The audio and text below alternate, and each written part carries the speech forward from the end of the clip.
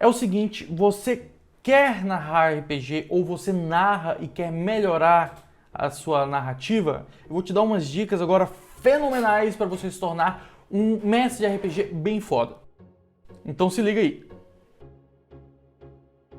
Primeira coisa, a gente tem que ter em mente que, como em todas as outras áreas da vida, a maioria das pessoas são ruins em determinadas habilidades. Os bons, os caras que são feras, são poucos. Você pode aplicar isso em qualquer coisa na sua vida, inclusive no RPG. Então nós temos muitos mestres que são ruins, mas porque isso faz parte.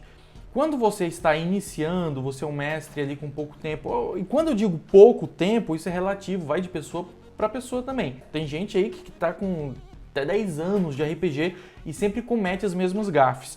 Então sabe aquelas pessoas que ficam falando assim, eu narro RPG há 300 anos, não, eu jogo há muito tempo, desde que saiu o material X, talvez você conheça pessoas que são assim, são bons mestres, mas normalmente pessoas que ficam se promovendo muito assim, geralmente para mim são uma decepção.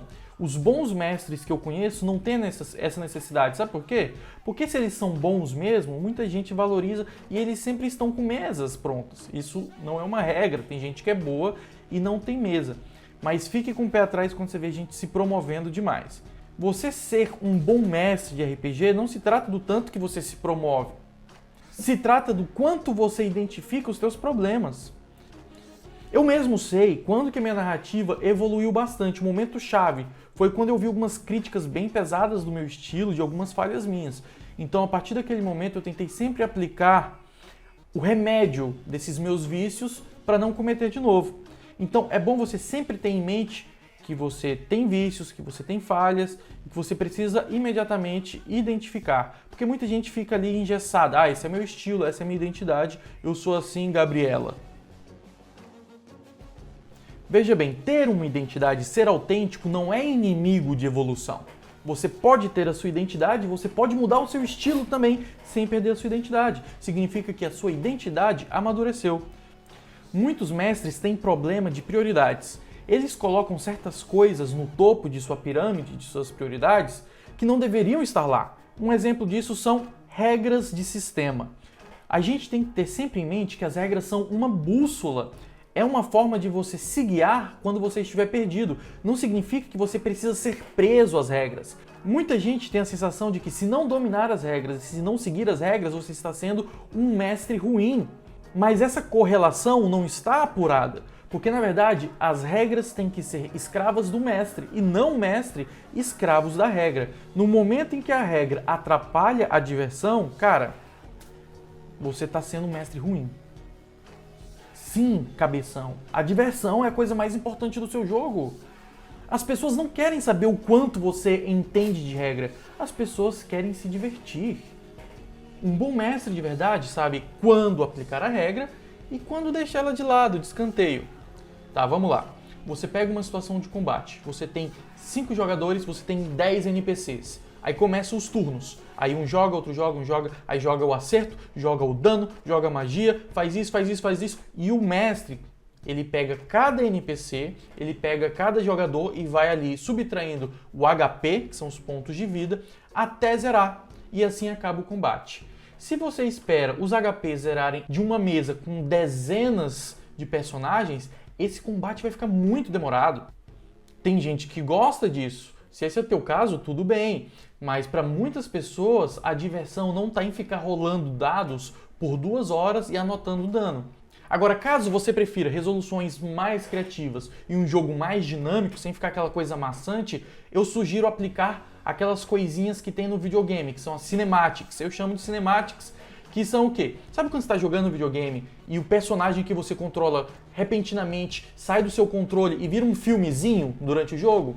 Eu aplico isso quando eu estou lidando com muitos inimigos. Vocês estão no combate, tem uma porrada de inimigos. Eu determino algumas rolagens, uma quantidade ali pequena de rolagens. Você rola 1 ou 2 turnos, ou 3, você define. E dependendo da média dessas rolagens, eu começo a descrever o que acontece em seguida, como se aquelas rolagens tivessem definido todo o combate. Então eu pego e começo a descrever, elevando sempre que possível o desempenho dos jogadores, porque os jogadores vão se sentir muito empolgados quando eles virem os próprios personagens dele fazendo coisas maravilhosas e épicas, tipo sendo um John Wick ali no momento. Semana passada eu narrei uma mesa em que os jogadores tiveram que enfrentar dezenas de múmias em um determinado momento. Então eu fiz essa média, eles rolaram uma vez e eu comecei a descrever que o jogador dava pirueta e dava headshot e usava suas artes marciais e o outro aplicava sua magia, e começava a descrever umas cenas épicas. E eles se empolgaram bastante. Então eles não precisam ficar rolando dado por 2 horas para se acharem poderosos e para terem os seus personagens valorizados.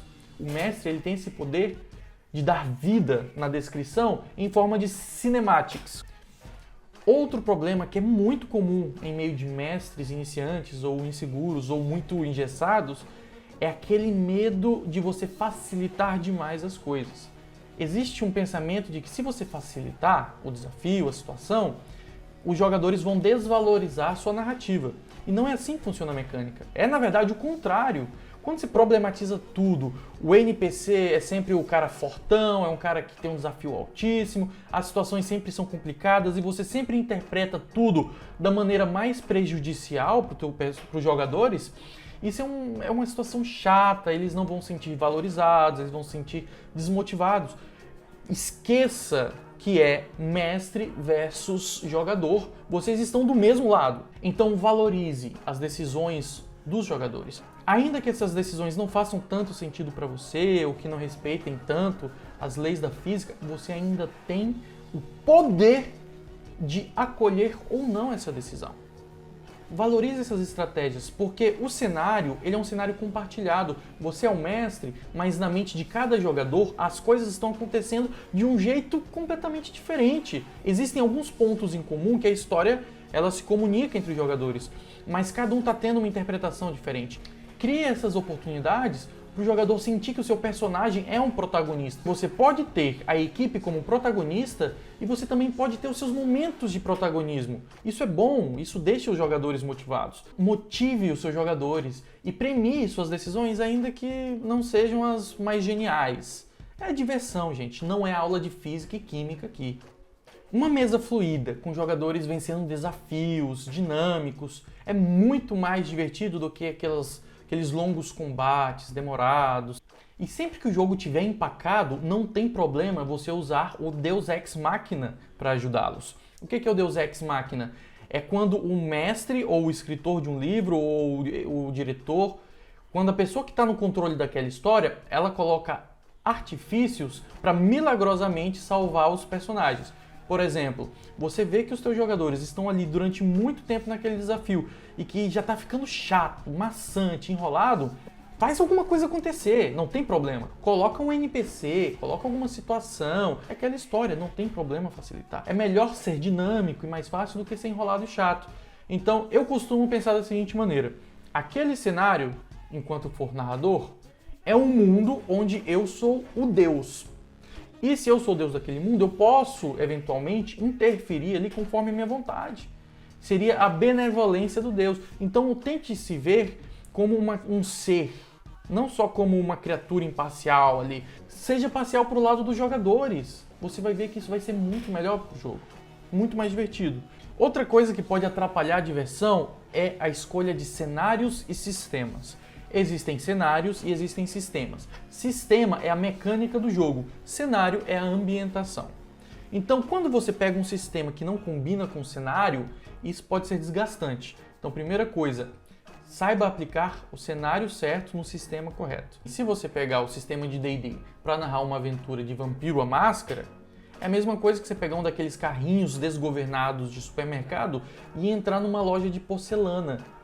Pode até dar certo, mas isso vai ser um desafio complicado. Então tem sistemas mais apropriados para o terror, tem sistemas para o medieval, tem Call of Cthulhu, tem Mundo das Trevas, D20 e assim vai. Você tem que encontrar aquele que melhor se aplica para a história que você está querendo narrar. E agora vamos falar de outro ponto que é extremamente importante, que para mim é 80%, se não mais, do RPG, que é a ambientação. A ambientação vai determinar as tuas decisões, as tuas estratégias, os sentimentos envolvidos na história. Eles vão ser frutos dessa ambientação também. Sem a descrição da ambientação, não tem imersão. E sem imersão não há propósito em jogar RPG. Agora, algumas pessoas têm problemas nessas descrições, fazer essa narrativa mais apurada para poder produzir empatia e o sentimento que você quer transmitir naquele momento. Eu tenho umas dicas para você. Não precisa descrever tudo o tempo inteiro, profundamente, com muitas palavras. Mas existem momentos chaves para o jogo que você precisa ter sensibilidade. Então, se você está jogando uma mesa de terror, no momento em que você colocar um elemento do terror, seja um monstro, uma criatura, um cadáver, o primeiro contato do jogador com a morte, tente chocá-lo. Bom, se os jogadores já estão cientes que essa é a premissa do jogo, é claro. Se eles sabem que o objetivo do jogo é terror e que eles vão lidar com coisas desagradáveis, tente chocá-los. Coloque ali descrições técnicas às vezes. Não fale só uma coisa, você vê uma casa mal assombrada, você vê um monstro, você vê isso. Traga adjetivos para descrever. Antes das mesas, procurar ali casa mal assombrada. Eu pego alguns exemplos, vejo algumas imagens, penso em alguns detalhes. Aqui tem uma grade preta, enferrujada, torta, teia de aranha, túmulos no jardim, uma mulher de branco passando. Então, faça essa pesquisa de descrições, de ambientação. Na hora do jogo, você colocar elementos para descrever aquela cena, ela vai te trazer uma ambientação tão forte que pode ser até a coisa mais marcante do jogo para os jogadores. Então, seja atencioso com isso. Coloque palavras-chave nas cenas-chave nas suas descrições. E minha última dica do dia é: seja benéfico com o jogador. Na dúvida, ao invés de você escolher ou a regra que pode ser mais prejudicial ou as consequências que podem ser mais prejudiciais, sempre pense, no momento eu vou facilitar para ti, depois eu vou estudar e na próxima a gente lida diferente. Porque quando o mestre ele toma sempre as decisões mais azedas, mais amargas, mais negativas, fica parecendo que está sendo mestre contra jogador. Na dúvida, sempre seja mais benéfico. Então por hoje as minhas dicas são essas, fique aí de olho, acompanhe a nossa página, eu em breve darei mais dicas. E se você quiser uma experiência mais imersiva com a nossa equipe, com jogos mais profissionais, entre na plataforma do Apoia-se e procure pelo nosso projeto Mestres da Lorota. Nós estamos o tempo inteiro tirando dúvidas, jogando com os nossos apoiadores, preparando mesas para os nossos patrocinadores. Então, se você quer melhorar a sua narrativa e quer ter aventuras épicas e marcantes, então venha jogar conosco ali, que você vai com certeza se divertir muito e aprender muito mais desse mundo do RPG. Não é, dragãozinho?